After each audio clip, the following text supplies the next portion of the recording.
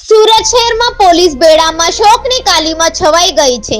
હજીરા વિસ્તારમાં આવેલી marine police મથકમાં ફરજ બજાવતા એક યુવાન પોલીસ કર્મચારીનું ચાલુ ફરજ દરમિયાન અચાનક હાર્ટ એટેકે આવતા કરુણ મોત નીપજ્યું છે। મરીન પોલીસ મથકમાં 38 વર્ષીય સુખદેવ સોમાભાઈ વસાવા પીએસઓ તરીકે ફરજ બજાવતા હતા। મળતી માહિતી મુજબ સુખદેવ વસાવા પોલીસ મથકના બાથરૂમમાં ગયા હતા ત્યારે અચાનક ડળી પડ્યા હતા। અન્ય પોલીસ કર્મચારીઓ જ્યારે ત્યાં પહોંચ્યા ત્યારે તેઓ બેભાન હાલતમાં મળી આવ્યા હતા। સાથી પોલીસ કર્મચારીઓ તાત્કાલિક તેમને સારવાર અર્થે સિવિલ હોસ્પિટલ લઈ દોડી ગયા હતા।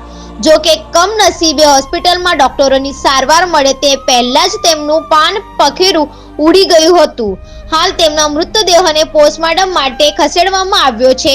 પીએમ રિપોર્ટ આવ્યા બાદ જ મોતનું સચોટ કારણ જાણી શકાશે, પરંતુ પ્રાથમિક દ્રષ્ટિએ હાર્ટ એટેક કારણભૂત હોવાનું મનાઈ રહ્યું છે।